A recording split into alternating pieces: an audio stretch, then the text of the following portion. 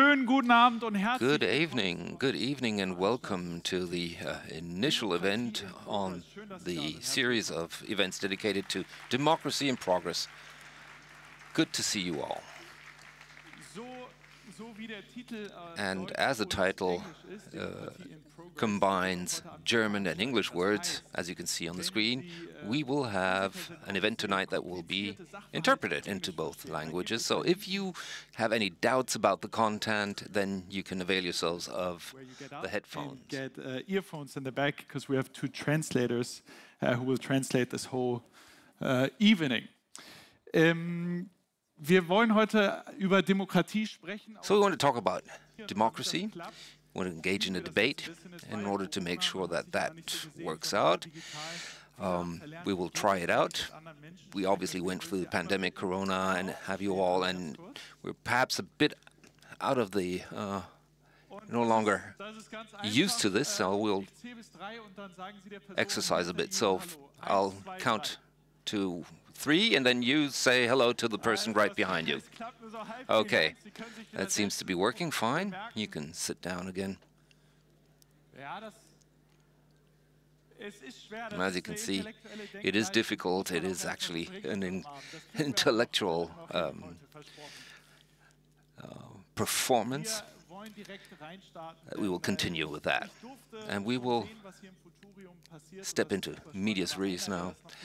And just talking about the Futurium, somebody who can really talk about this and who can explain what is going on here and who will provide us a sneak preview on what to expect here is Mr. Stefan Reiner.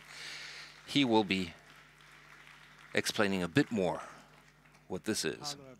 Yes, Mr. Brandt, thank you for coming. I can see that you've brought your notes. We'll be talking about that shortly. But why does Futurium dedicate a space to democracy and the future of democracy? Well, we are an institution that was founded 3.5 years ago, and since that point of inception, we look at the question as to how we want to live. And this question includes, obviously, how we want to cohabitate, how we want to coexist, what is the kind of societal context that we want, and what are the great future challenges. But at the same time, we also need to ensure individual rights. So this really hews very closely to the topic of democracy. So this topic is very much important to us. There are lots of critical narratives about democracy. We know that democracy is under pressure in the last decades. It has been a bit on the back foot too. But, well, okay, does that mean that the Futurium will only be presented with dystopian visions of the future, the downfall of democracy? Well, we look at the critical aspects as well. In our exhibition, you will see the backdrop is democracy under pressure, democracy in danger, question mark. But we also use the creative elements that are inherent to democracy. And we think about improvements, innovations, things that help us to really make democracy viable for the future. Because there's one element that you should never forget. Democracy is a self-questioning system, and that thrives on that self-questioning. And a dictatorship does not afford that possibility to think about errors, mistakes, and weaknesses of a system. And I think that is indeed the strong suit of democracy, if you will. And when that's what we want to talk about, focus on what we can do in the next years and decades. Well, how can I create a charming segue here? In my lifetime, I've only lived in democracy, but I mean, there's a slight difference in age between us, obviously very, very slight, but Germany was divided, and you witnessed that. Do you have a personal angle that democracy represents for you? Well, democracy is really inextricably linked to the period 1989-1990. So I was 13, 14 at that age, so now you know. I'm dated, but I'm from Eastern Germany and from Weimar and the city of Weimar. And in Weimar, I witnessed all the elements that made up this incredible time, these incredible changes within a couple of weeks from October 1989 to November 1989. So which one of these gentlemen are you? Well, I'm actually in the backdrop there, in the background. No, I'm not on this picture, but I also participated in this demonstration. It's from the 17th of November 1989, 7th of November, pardon, 2 days before the wall came down. If you look at this, you can see that some are looking full of expectations, others more inwardly, others are perhaps doubting the intentions of the photographer. Might he be from the feared Stasi or not? So there's many elements in this picture alone. And I remember quite vividly how the situation was there. So, and just previously on the 7th of October, everybody was supposed to applaud the 40 years of existence of the GDR. And just a month later, people were demonstrating for free travel and for the wall to come down. I remember very vividly at this demonstration that one of the presenters said, well, today the government of the GDR has stood down. And this is something that was unheard of previously. In our society, mostly political leaders simply were in charge until they died or were somehow pushed out by others. But that was the political climate in 1989. So you were also on this demonstration, or at this demonstration. Do you recognize anybody here on this picture? I believe that this young man, second on the right, is actually, yes, a classmate of mine. He's working as Walkman, by the way, and looks like a bit like a sleepwalker there, or he's probably listening to the wind of change. So, just before a historic weekend, was this weekend chosen intentionally, or was this simply a happenstance, really, a coincidence that we are getting together at this particular date? Well, actually, when we set up our calendar, we said, well, this would be an excellent weekend because March 1989 obviously was important, but March 1848 was in particular important because it was the so-called March Revolution in Germany. It was a failed attempt to introduce democracy in Germany at a very early point. It was inspired by the examples of France and Italy, the European revolutions, but the constitution that was set up by the Paul's Church constitution was an absolute model and that also served as a template for the Weimar Constitution. So it was very, very important what happened in 1848. I think we have a small exhibit here that we can show, yes? What is this?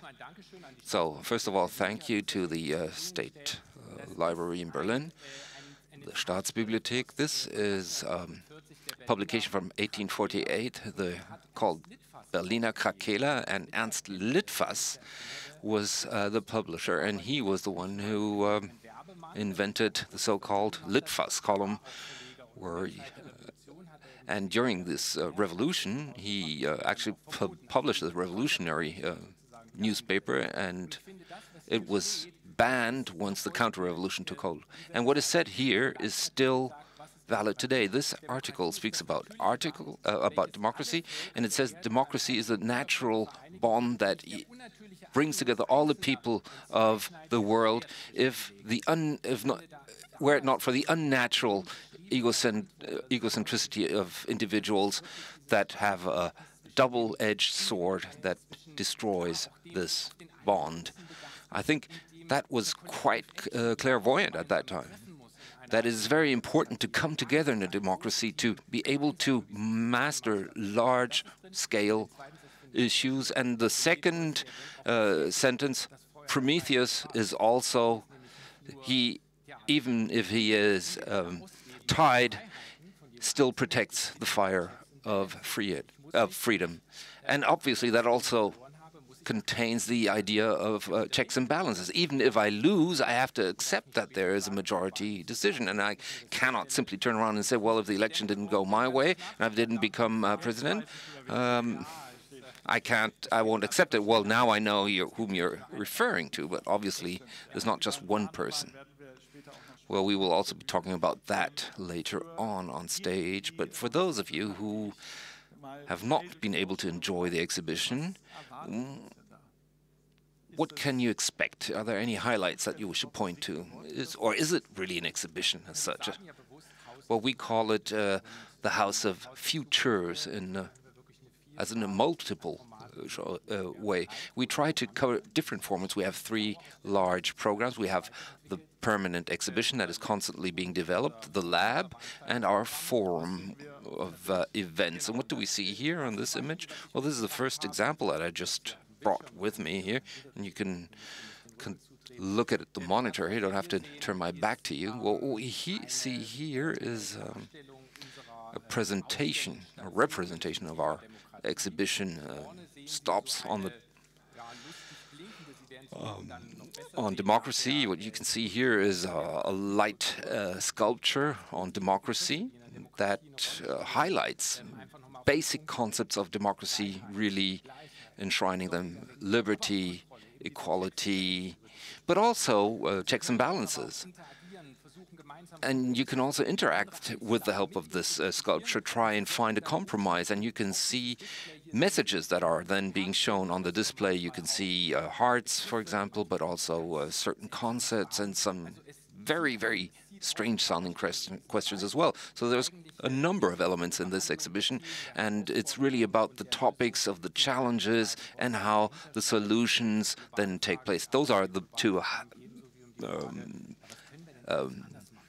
two spaces behind the sculpture, where we talk about ideas such as citizen assemblies. Are they a good idea? How can we enlarge the participation of the citizenry? Well, those are the questions that are bandied about, and this is really just an excerpt of our exhibition. It's on the first floor.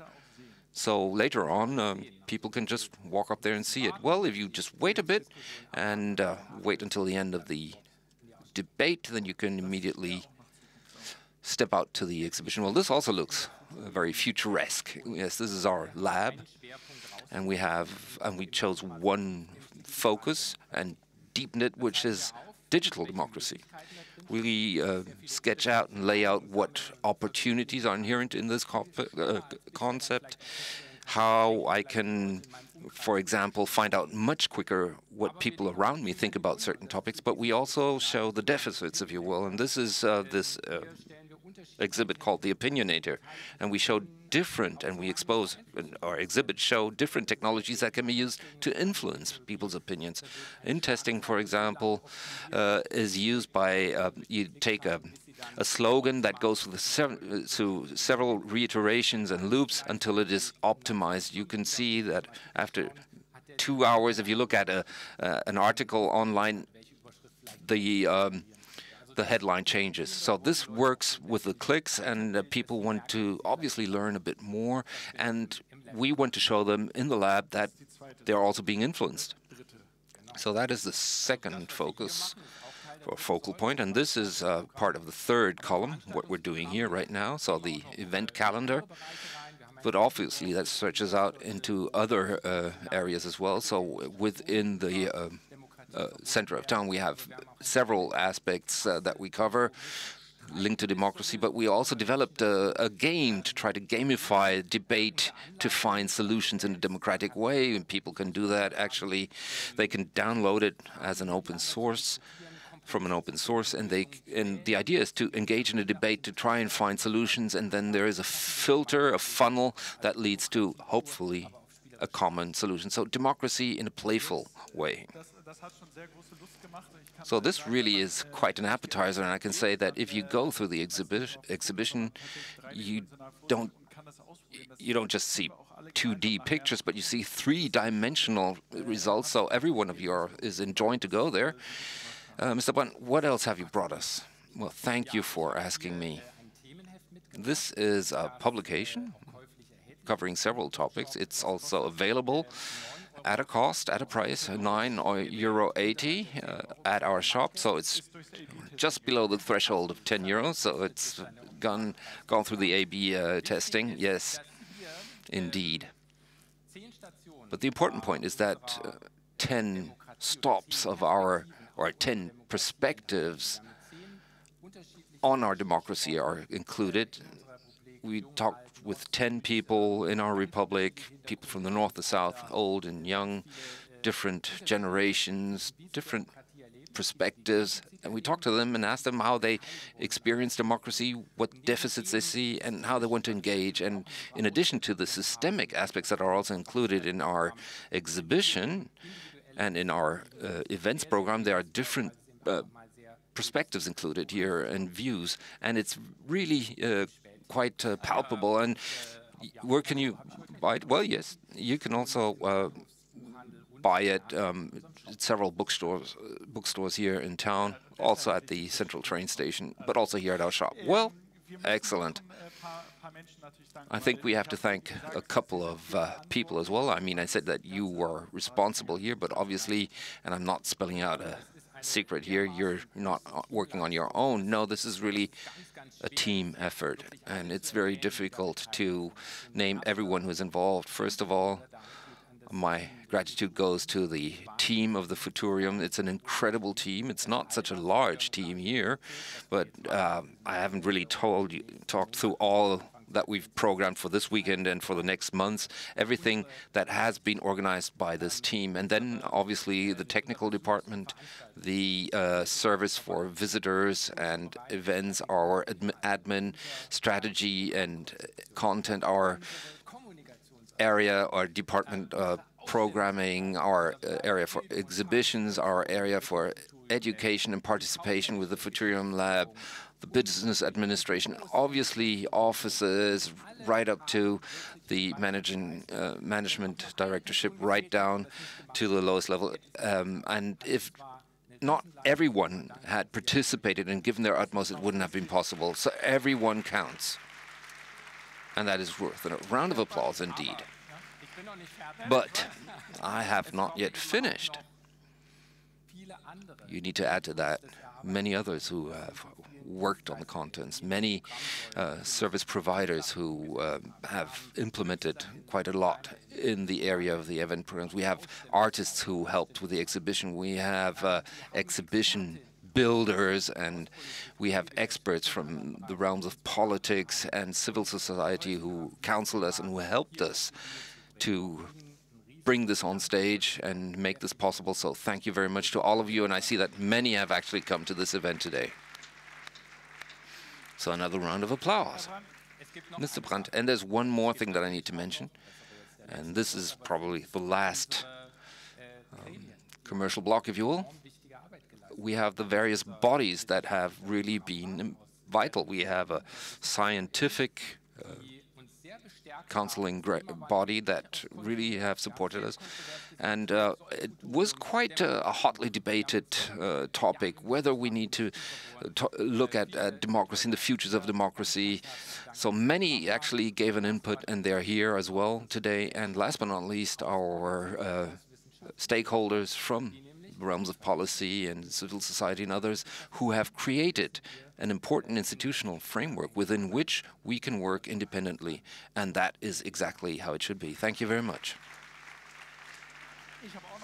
I have another question, or I know that it is difficult, and you probably ruffle a number of feathers if you mention one event but not the other, but if you could give us one recommendation, so one highlight for the next weeks and months perhaps, which one would you pick? Well, that's very, very difficult, obviously. I think you should check out our website or pick up the leaflet that is everywhere, the program leaflet, and peruse that and look at the topics that are most attractive to you. Well, given that we already talked about 1848, I do want to mention one event next Saturday afternoon. I think it's at 4 p.m. We will have a debate with the historian Hedwig Richter to talk about the legacy of the March Revolution of 1848. What does it say about the future of democracy? What conclusions can we draw from that event? And I think there are still some free tickets available, so you are happily enjoined to pick them up and come. So thank you very much, Mr. Brandt. Thank you for coming on stage, and thank you for accompanying us throughout the event. And On this note, obviously we will be continuing to talk about democracy and the future of democracy and the situation that democracy faces today. And I'm particularly pleased to announce a panel that is very, very internationally set up and that brings together quite a large number of different perspectives. So first of all, I'd like to welcome Brigitte Geisse, who is a scientist, Samson Etodo, who is a board member of the Kofi Annan Foundation, Nathan Law, former parliamentary member of the Parliament of Hong Kong, and Irina Sherbakova, Peace Nobel Prize laureate of the Memorial Organization. So it wouldn't be a democratic panel debate if it wasn't for the option you all have to participate in and get engaged. Let's see where you find the Mentimeter tool. Just go on menti.com, enter the code, and throughout the whole event, we will post some questions on Menti. You can answer them, and I will feed that into the panel debate. We'll do it a little bit better than on the plane, where adults are supposed to help the younger ones. Now the younger ones help the older ones go on Menti and enter the code. And then I'll see you all on my iPad. Ms. Geisel. Now, as we speak of democracy, can we say in general what democracy actually is? What is it? And what's the global situation of democracy? Or is this too broad a question? Well, if you really want to ask me what democracy is, I could get started on this, but it would fill the whole evening and nobody else could say anything.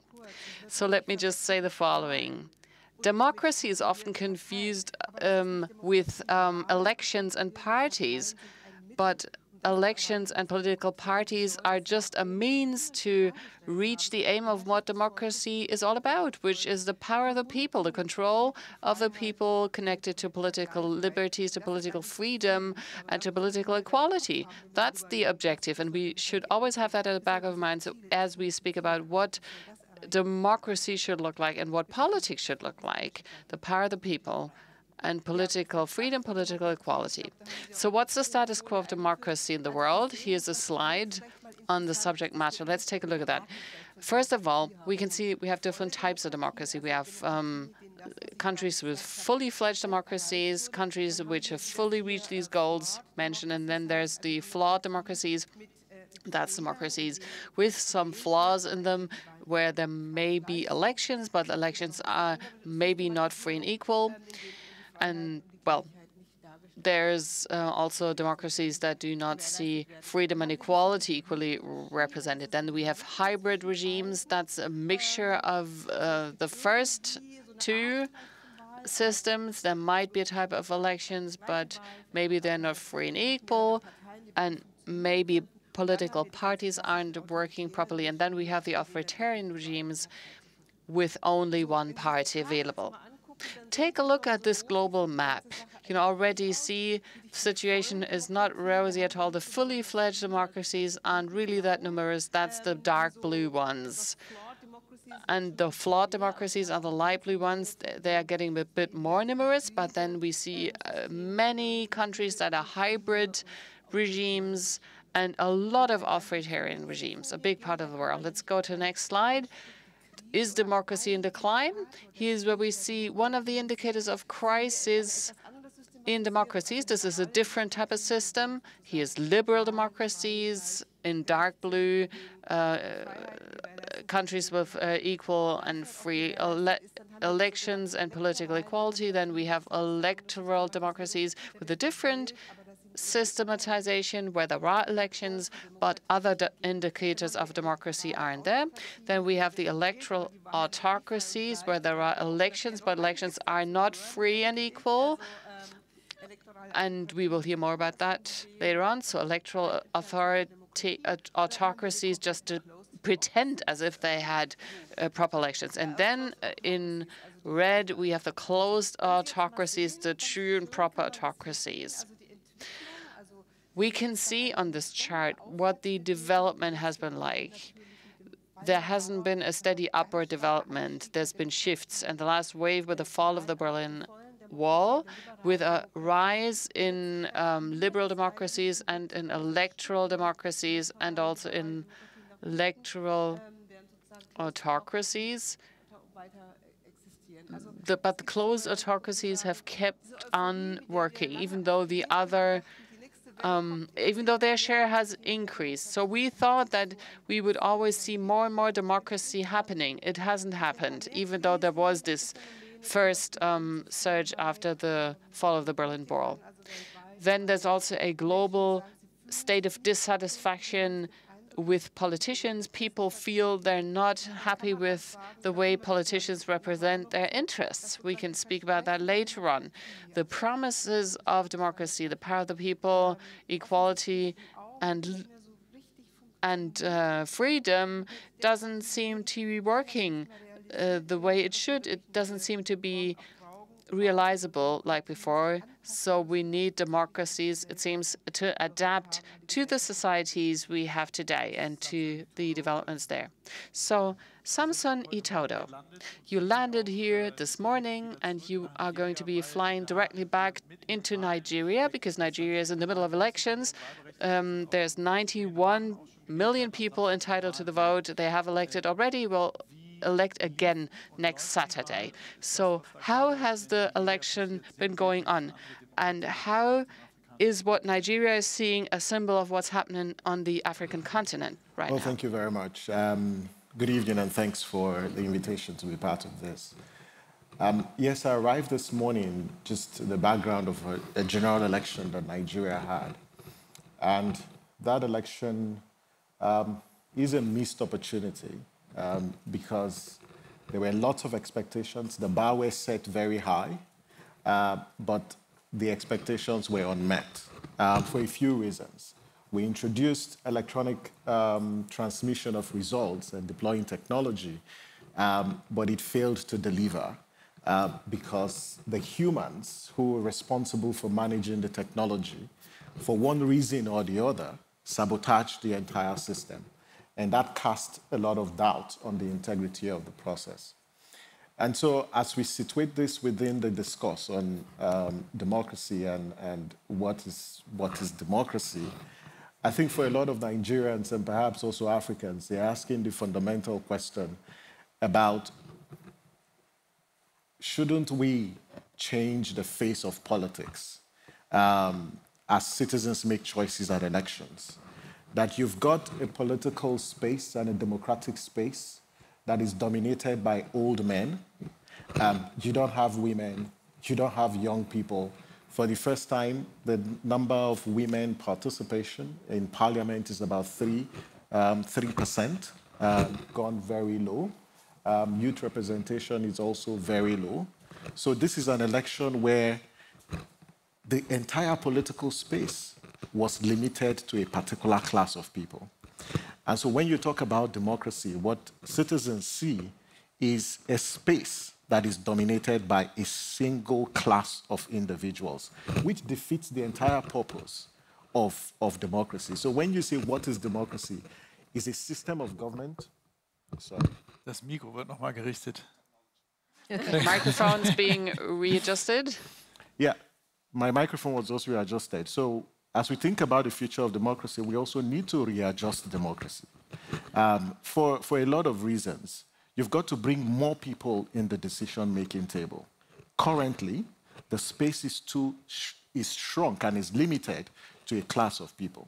Secondly, is the fundamental question on whether democracy has the capacity to solve citizens' problems. Because some of the crisis of democracy is that democracy has failed and it's failing to meet citizens' needs. This is why you've got misinformation and fake news being exploited to separate and polarize democratic societies. And the last bit is about accountability. When authoritarians assault democracy, who holds them to account? How are they held to account? And we've seen that across the world. And it's this lack of accountability that continues to expand that space and embolden authoritarians to assault on not just the liberties of citizens, but also damage institutions and make them incapable of fostering accountability in a democratic space. Nathan Law, Sie waren sozusagen die Lösung. So Nathan Law, you were part of the solution of one of those problems that Samson Itodo just described. You were a young MP, a young parliamentarian who made sure more diversity came into parliament until you were stopped by the regime. So these problems that Samson has just mentioned about Nigeria and the African continent, are they comparable with what you're seeing happening in Hong Kong and China? Well, thank you so much for the introduction. And first of all, I would like to invite all of you to give a big round of applause to the achievement Futurium has achieved, because I think this is a really good museum that really attracts people to think. I think that is really important, because when we talk about democracy, it achieves when there is an informed citizens to make actions, including voting. So making people to come and to think is really important. And that is why, as activists, most of the time, our work is to invigorate discussions and to make people to participate. And we believe that the greatest enemy of democracy is not our political opposition, it's political empathy. It's a political apathy that people don't care. And if they don't care, then we don't have the people to stop the regime. And that's the fundamental belief that we have. So in my past career as a political activist, I've been dedicating in promoting things that I think that is crucial to build our democracy in the future. The first one is about to cultivate the ability to have empathetic understanding, to understand people from different walks of life with different experience. I grew up in the most impoverished area in Hong Kong. I lived in public housing. Both my parents were blue-collar workers, but I also was able to speak in the chamber representing the wealthiest region of Hong Kong, and also speak to global leaders in these democracy forums. This gave me a lot of exposure of people from around different parts of the world and from different walks of life. I even know a lot by being in jail. I was in jail in 2017 because of my peaceful advocacy for Hong Kong. I was there for 3 months. There, I lived in a 20-people cell. I met a lot of criminals who I think they just made a wrong choice in their life, in one time of their life. I remember when I was there, I was taking a shower in a big shower room. I lived in a 20-people cell. There was no privacy. So when I took the shower, there was no kind of like things that separate between the other people who were taking showers. So we were like naked facing each other. And you know, like when you watch TV series, bad things happen right there, right? And when I was taking shower, someone tapped my shoulder, and I was quite nervous because there could be things happening. When I turned to him and he said he was sorry, and I was quite shocked. Bad things didn't happen, and I waited, and he kept saying that he was sorry because he was the people who were responsible to lead a gangster pack to attack the protesters when we were protesting in 2014. And that was really interesting because I knew that he didn't think that he was doing the wrong things, because he think that whenever there was people paying him, he would do things for them. But he felt sorry because he knew me, because we had built a relationship, because he felt like he was hurting a friend. And I think that's really insightful for me as a political activist, because sometimes when we talk about politics, it's about ideology, but it's also about building relationship, building coalition, making your influence and opinion transcend political values and also your differences. And as political activists, if we can nurture our ability to be empathetic, nurture our ability to create connection regardless of our backgrounds and what we've been through in life, our influence could be much larger, and the way that we do politics can be more impactful. And following that, the second takeaway for me for my activism for the past decades was how we can bring democracy with values. When we talk about democracy, especially for the young people, they care about their world, the future of their world, but they also feel like our electoral system cannot address the problems, and they thus abandoning it. So we've seen the trend of young people not going to vote, but actively engaging in activism. And I think that is why our democracy is failing. If we have an electoral system, if we have a democracy that makes young people don't feel like they can change by being involved in it, and that is the problem. For me, I was elected at the age of 23. It was a young age. I was the youngest ever elected parliamentarian in Hong Kong. By the time I was elected, not because I was rich, not because I had a fascinating background or any stunning ability, it was because I represent a democracy with values. It was because I represent a clean politics which people like me, we could run. And we don't represent any complicated interest network. When we talk about politics, we don't talk about power and interest. We talk about the future that we want, and we talk about the values that we represent. And I think that is really powerful, because when you have politicians, when you have political figures, that they come out and they speak just for the sake of the people, they can have the moral appeal that can be much more powerful than ordinary political figures coming out talking about policies without those values in behind. So I really do think that for now, we don't have a democratic system that gives hope and gives open access to the young people, especially, for them to think that, yes, we can be involved and we can change. And if we don't have the connection of our political system with the activism and with the civil society so that people can be more engaged, then that is a problem. So I think these two are what I've been addressing, and I think it's really important when we talk about the future of democracy. Frau Scherbakova, ja, gerne.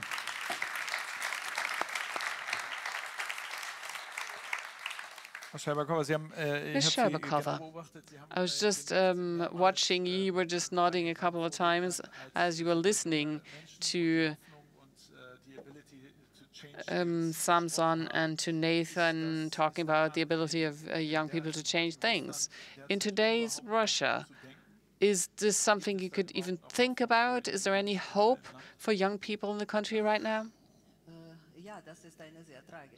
What a tragic question.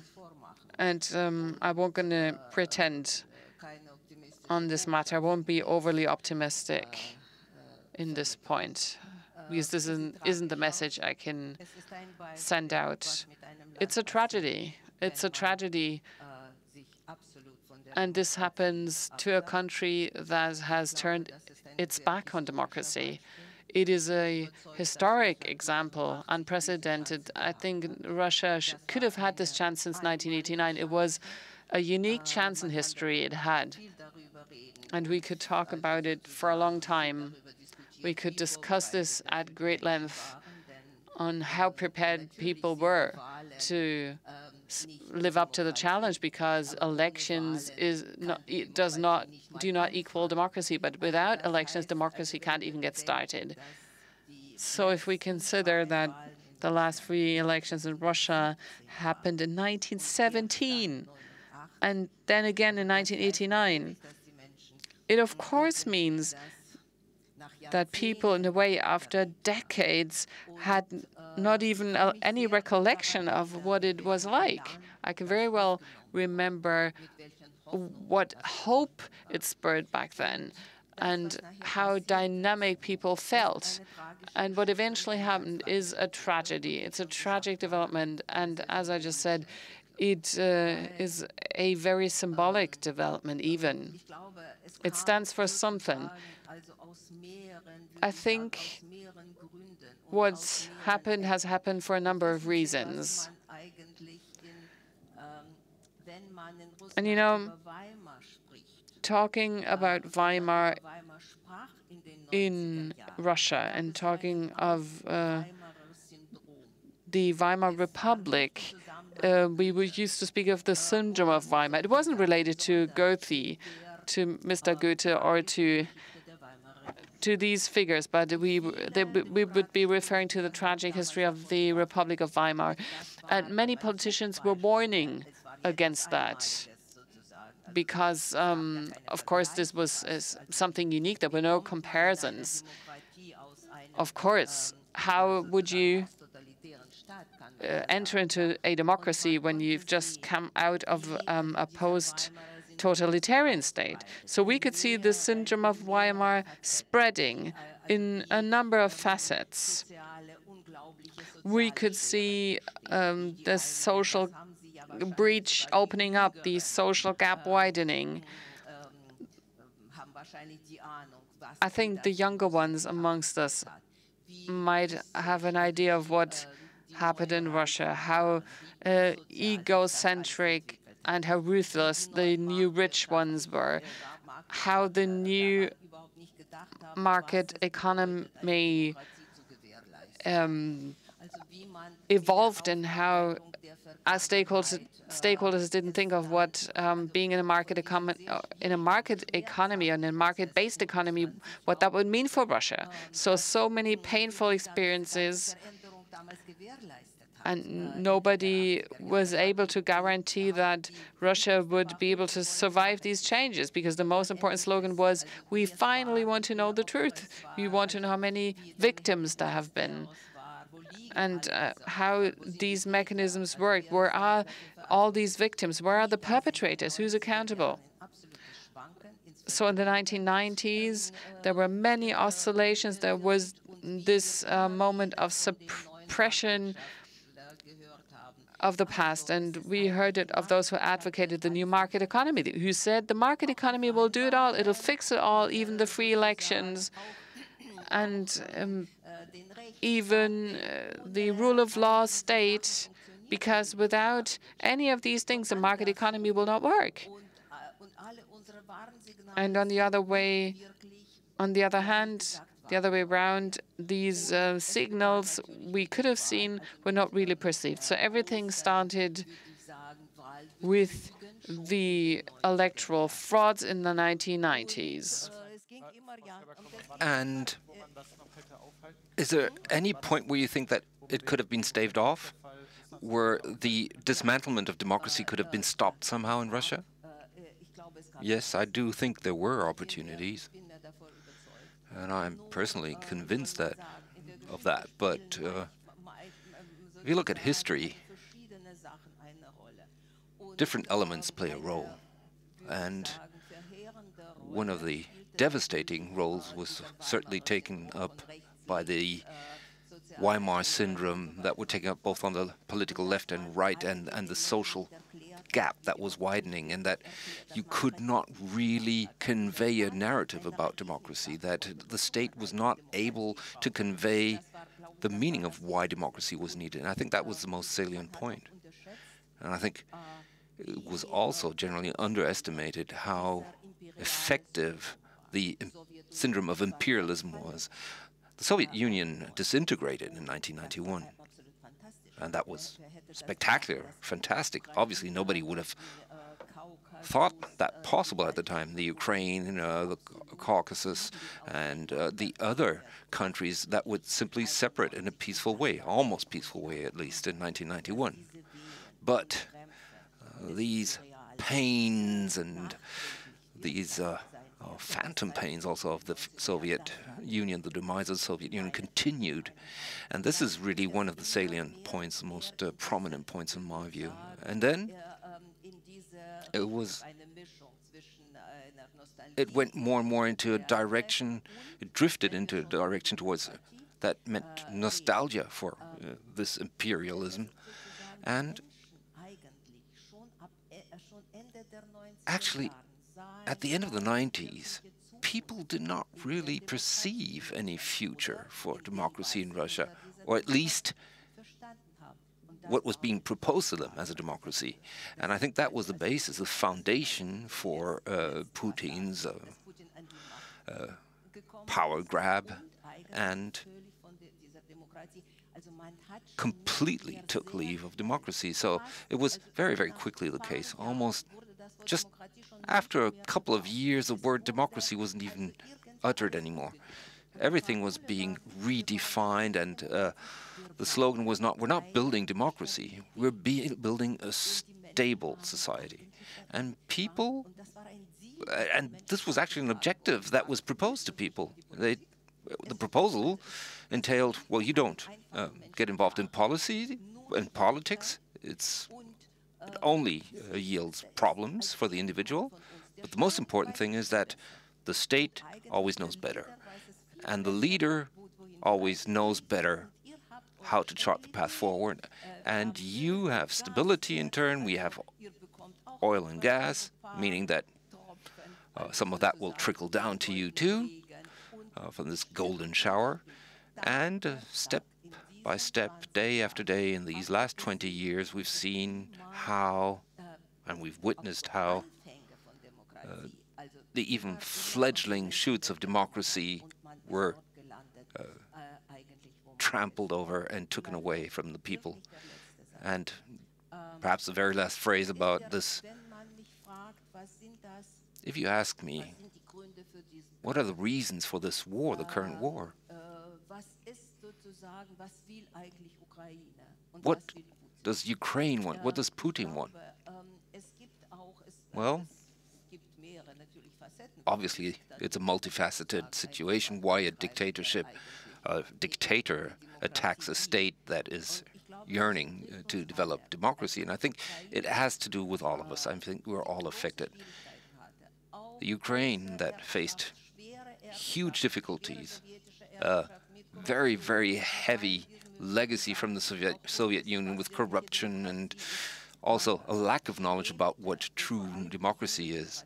But this same country was looking towards the future, and the youth was pushing towards that future, a future that they saw in democracy. And this is something that Putin fights against, and that is why he leads this war. And that is actually the imaginary totalitarian and dictatorial past that never really existed. This means he is striving to establish a perennial dictatorship and a perennial gaze towards the past. And I think that is really the crucial element that needs to be understood when it comes to this war. Well, we have quite a number of questions coming in at this point that will provide a segue to the point where we want to get at, which is how can we make democracy more resilient, both getting attacks from the outside but also from the inside. Ms. Geisel, what are the most important factors to strengthen democracy? Maybe you can come in on this.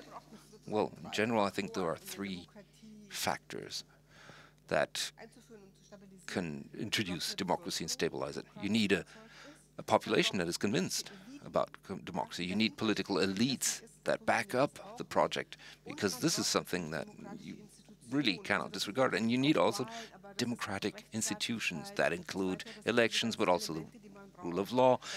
Those are elements that are essential. So as you can see, it's quite a complex structure, and all of these pieces have to sort of work in tandem and fall into place. And as I said previously, and what you also mentioned, the values. Democracy serves the people. Freedom, rights, etc.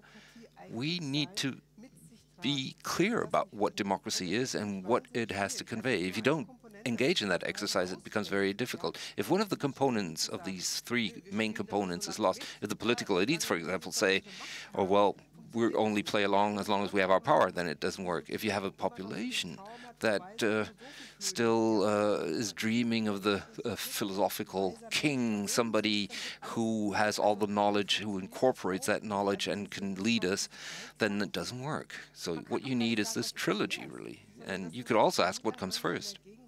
Well, actually, I think it is a mutually influencing trilogy, and it also is important to have that pressure from the bottom up, from the population.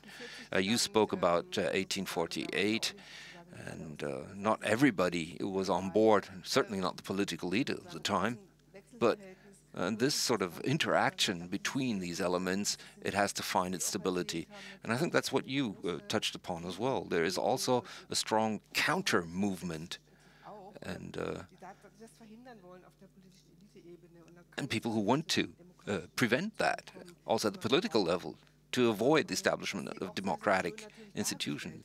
So you do need that population, as you said, that are simply led astray also, that lap up the idea that, well, they don't really need it, that you have that wise king at the top. So I think we have excellent examples here that illustrate these dead ends and dangers that democracy can run into. Mr. Itoto, these factors that Ms. Geisel just laid out, are there countries in the African continent where you would say these are shining examples of how it can work and where democracy can develop towards? Absolutely. There are shining examples in Africa, and I think it's to use this opportunity to also perhaps just talk about what Africa is, because often people think Africa is just one country. So first, Africa is not one country. Africa is a continent of over 50 countries, and these countries are diverse. They are different people, different tribes, different cultures. So please, next time you talk about Africa, know that you're dealing with a very diverse entity and not just a monolithic or just one country. The second is, when we talk about democracy and democratic values, the tension has always been, is it the Western-style democracy, is it China-style democracy, if any, as well as the US-style democracy? And as an African, I believe in the universality of democratic values. However, Africa needs to define for itself, how it wants its society governed. And we cannot subject, our democracy to the measurements and indicators of some countries. And if doing that is yielding to this temptation of imperialism. The third critical point, and I agree with you, Prof, about what needs to be done, what are shining examples. But before we look at shining examples, what are the dark sides and what are the trends on the continent that is of major concern to those of us who are pro-democracy activists? Is this resurgence of military takeovers and unconstitutional changes of government on the continent, predominantly in West Africa? So you see places like Mali, like Guinea. These nations are falling, to military takeovers. And why is that the case? Because when the military takes over power, you see these same citizens we talk about. Samson, sorry, you talk so passionately about democracy that your microphone always leaves your ear, and so I'll just put it back on. Perfect. Okay, thank you very much. Yeah, you see citizens, rejoice, and they are celebrating that the military has dismantled democratically elected governments. And the reason they do that, it's because the democratically elected governments have institutionalized corruption and made it difficult for the state to meet, its responsibilities of providing for the welfare and the security of the people. So citizens are looking for alternatives. And if democracy is going to rise to the occasion, it's got to reinvent itself and then ensure that it fosters accountability. The second point is we need to expand the arena of political competition, that you cannot limit political participation to political parties. And that is what young people are saying. Young people are saying the streets matter. And that's why they are protesting. That's why they want leaders to come meet them on the streets and negotiate for power, because the streets do matter in a democracy.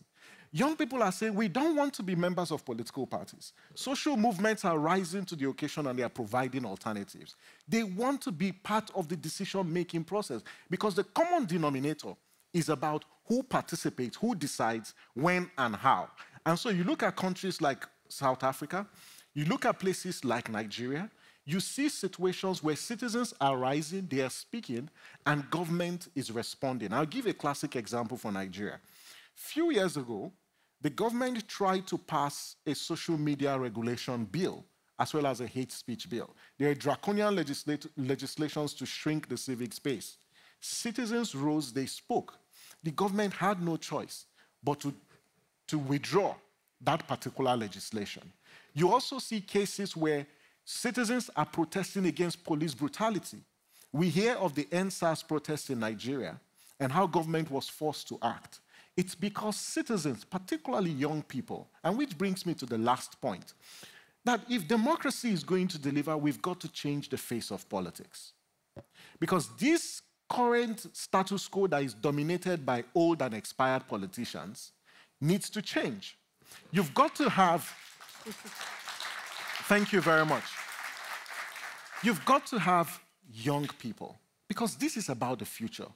And great work Futurium does, and I hope that young people are at the heart of what you do, because they will be the ones who will be impacted by the decisions of today. So they have to be part of it. You've got to have women in the room. The level of women representation in public office, in participation, is so low. It's not about fulfilling a democratic ideal. It's about the fact that as a society, we suffer because women are not part of, decision-making process, because they've got the intellect as well as the capacity to contribute to governance. So those things need to change. And lastly, it's the question of political power. And if you continue to concentrate power at the center and not devolve power, people continue to get excluded, and inertia sets in, and it makes it difficult for the state to build mutually constructive relationship with society. So the final point is the need that if democracy is government of the people, by the people and for the people, not government of the old and by the old and for the old, not government of men for men and by men, then everyone has to be in the decision-making table. That's why democracy is expensive. That's why democracy is messy. But I think democracy can be a lot more sexier if we get more people involved.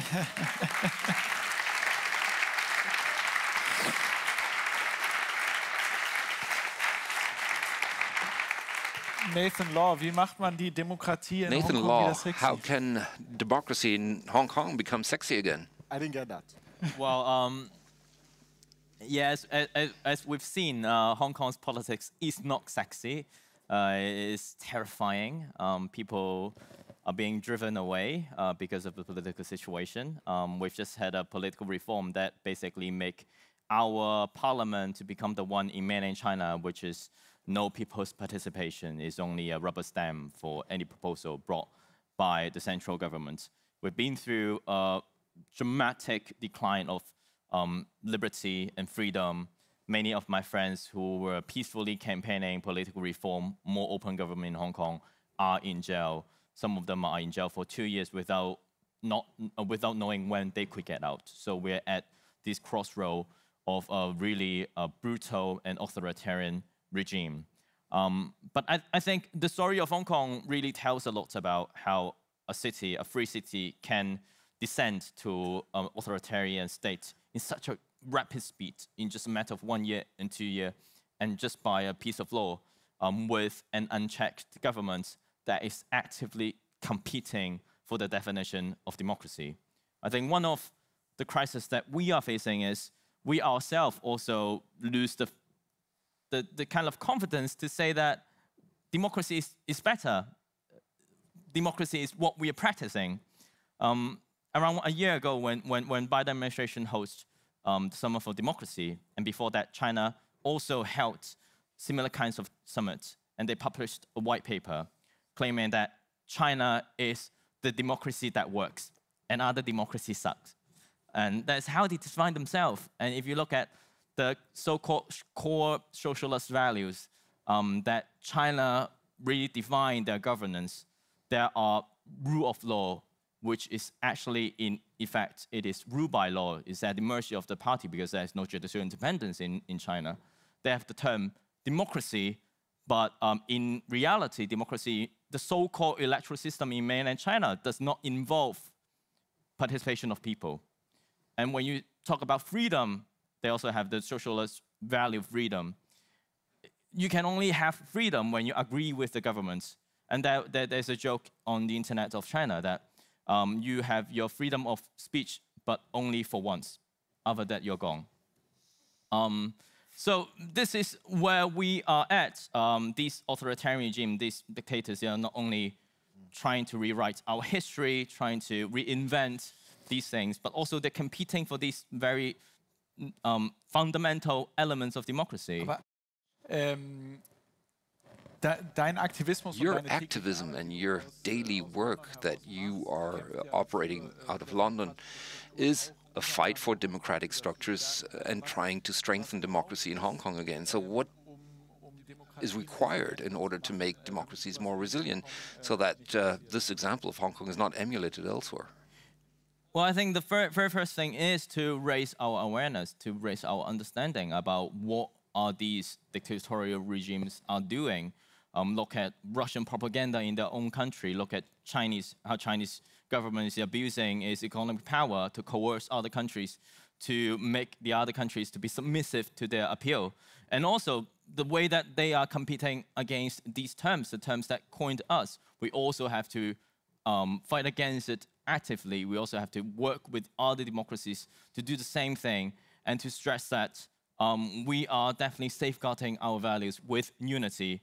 And very last thing is we have to admit that we made a very wrong decision or very wrong judgment about the nature of the Chinese Communist Party, which around 10 years ago, 20 years ago, there was a prevalent idea about how economic growth can democratize or liberalize China, which is a very classic modernization theory. When it gets richer, people want more rule of law, people want more share of the government. But it didn't realize what we did was we incorporate them into our global system, but we actually fed the confidence of it in order for them to amass enough power to try to overturn our system now. So I think without this recognition, without these ideas, what we are facing, then it's really difficult for our democracy to protect ourselves and to address these pressing problems, which could be defining moments to our future. Frau Geisel, gibt es weltweit Beispiele an Ms. Geisel, demokratischen are there Innovationen, global examples for democratic innovation that could be shining examples, positive examples of how democracies that have not yet fully disintegrated can be strengthened and furthered in a way? And the second part to my question, are those examples that make democracy viable for the future? Well, there are excellent democratic innovations. And interestingly, you can find them in very unlikely places. Mongolia, for example, also China. But I think you need to differentiate here. You have democratic innovation in countries like Ireland or Iceland, where you already have democracy, but it's simply being strengthened. So the opportunity is seized in order to bring it closer to the people. The participatory citizens' assembly model that is being introduced in Ireland in order to bring democracy closer to people, or Iceland, for example, where they have various layers of direct elections of mayors, and for a constitutional process where they use interactive digital means in order to really bring everybody into the fold with plebiscites, etc. So those examples do exist. Those are examples of attempts to strengthen democracy. In authoritarian systems, those innovations are also used, though. In China, for example, it is certainly the case that locally citizen budgets are set up, so locally instructed budgets, and there are also plebiscites that are being implemented, simply also to sort of feel the pulse in order to see where discontent is. And in Mongolia, for example, there is the attempt to change the constitution, and a citizens' council is to be set up in order to prepare that. So we do have systems that are hybrid or even completely authoritarian that are trying to use innovative systems in order to further their own existence. I'm not sure whether this can work in the long run, but I think if you look at China, I've worked with Chinese colleagues myself who say, well, we set up this process. It wasn't really set up in order to change anything, really, but it has affected a certain mobilization within the citizenry where they've said, well, people turn around and say, well, I see that they think this along the same lines as I, and that has brought about a mobilization that was probably not even intended by these authoritarian systems. So this is my hope that from the bottom up, from the grassroots level up, this wish, this demand for mobilization emerges, and people realize, well, we are not few but many, and that we actually want to be more involved in decision-making than we currently can. Right, let's come back to you, Ms. Sherbakova. You gave us a show of hands. Thank you, yes. Actually, usually I like to take a little bit of a pessimist position. Of course, I believe it's good to make democracy a little bit more sexy. But it's also dangerous because the other way around, it often appears that dictatorship is really sexy for people. We've seen this a couple of times, not just in Russia, by the way. And there's a major danger in this. We have been seeing this in Poland, in Hungary, and in other places of which you wouldn't really have expected this. That's why I'm saying this. And it can appear to be sexy to people if a dictator has a certain personality. And Putin played with that, also building up his own image, as opposed to this old guy who Boris Yeltsin was, presenting himself as this young, sporty guy. But what I actually wanted to say right now is to respond to the point you just made about hope and where there's hope. Of course, I've painted a gloomy picture now. It doesn't mean that there wouldn't have been any resistance, though. Just like in Hong Kong, there used to be a Russian resistance. You might recall many, many young people taking to the streets because of Mr. Navalny. And these were just the early stages of this fight for democracy, because mostly the slogan was, we are against corruption. Stop lying to us. Stop making money out of fraud.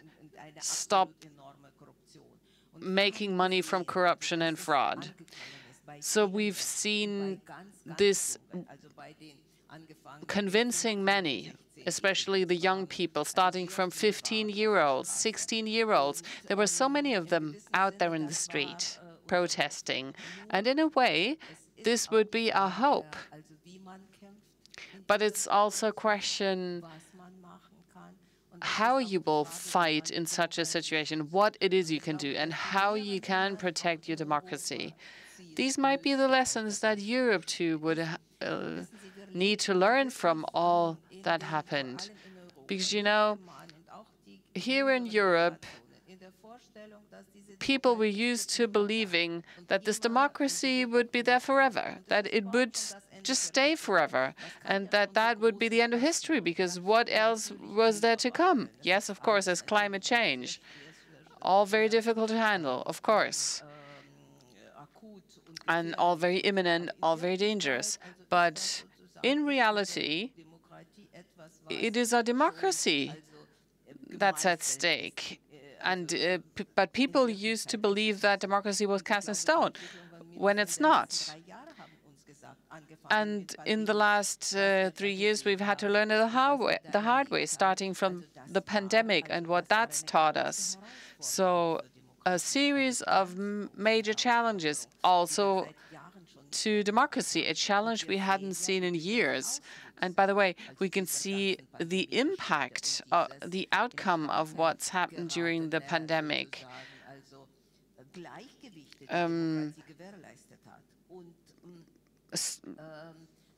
Disturbing the equilibrium and the balance of things. That's what the pandemic has done. Tumbling certainties, and these are very important. These are very important lessons we can learn. And Russia is one of the examples of just that.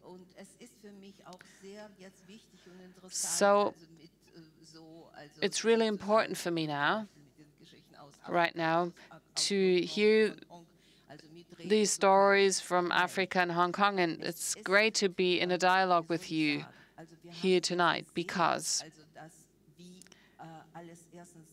we've seen now just how fragile everything is, how small everything really is. Could we have imagined that such a war could break out in Europe, right in the heart of Europe, 2 hours from here on the plane? So Europe wasn't at all prepared for this to happen. It wasn't protected at all, in no way. And that poses many questions. For example, how many arms would democracy need? How about armament?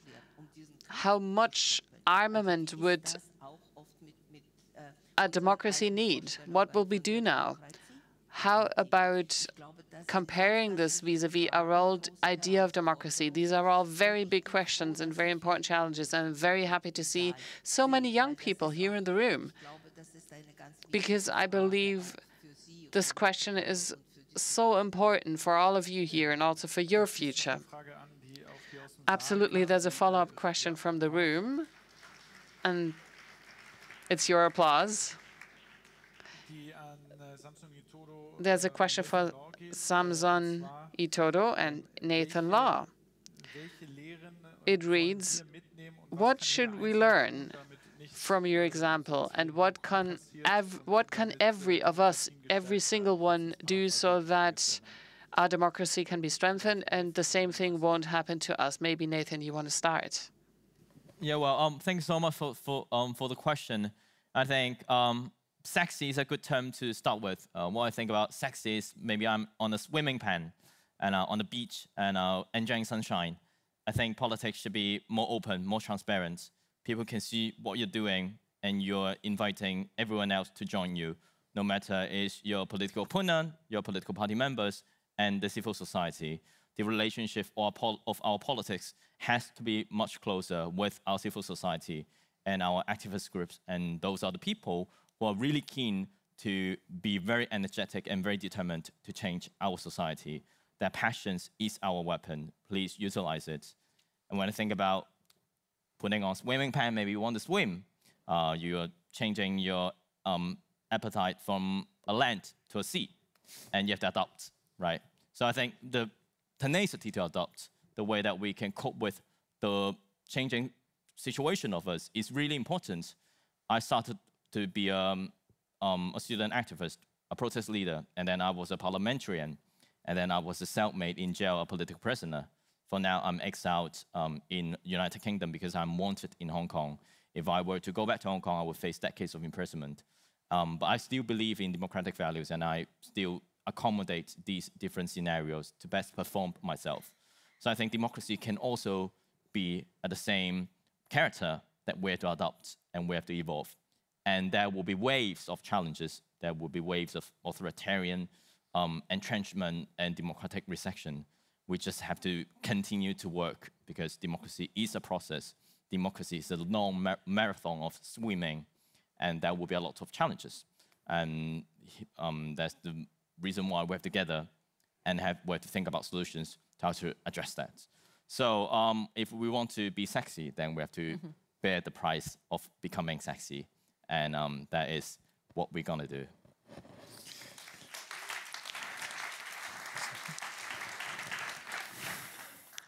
So, just listening to Nathan's story, I don't know how you feel about when he talked about running for office at 23 and just clinching victory and holding public office. I come from a continent where a few years ago, you know, particularly in my country, someone who is 60 years is considered a young person in my country. We've seen situations where, yes, it's a young continent, but the median age of our leaders are about 65. And so when I receive a question, what lessons can we learn? And to the young people who are in the room, I'll say this. It's good to have young people in politics. It's good to have young people in power. But you cannot sustain the discourse on political engagement from just adopting an age-based approach to politics. In other words, do not negotiate for political space on the basis of your age. Our society is in dire need of alternatives and solutions.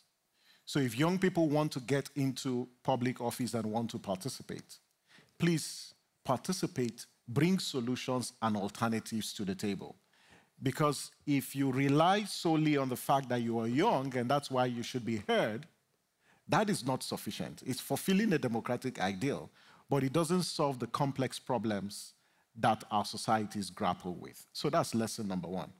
The second lesson, reinventing democracy, redesigning democracy, rethinking democracy, whatever, sort of classification or word you use, it's a long game. And we have to be ready, like Nathan said, to go the 9 yards.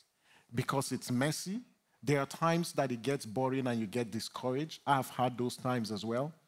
But what keeps us moving, it's the marginal wins and the gains that we make in the course of this struggle. So think about it as a long game.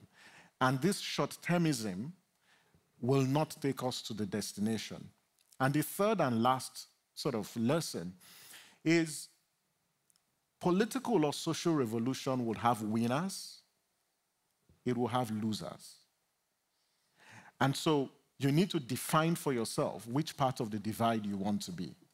And sometimes trust could be the cost that you have to pay for this particular struggle. So just think about it, that whenever you're advancing any social revolution, you're bound to win, you could lose. Like DJ Khaled said, for those of us who are used to music, all I do is win, win, win, no matter what. In this struggle, you don't always win. Sometimes you lose, but think about your loss as an opportunity to reinvent yourself, because democracy is a journey.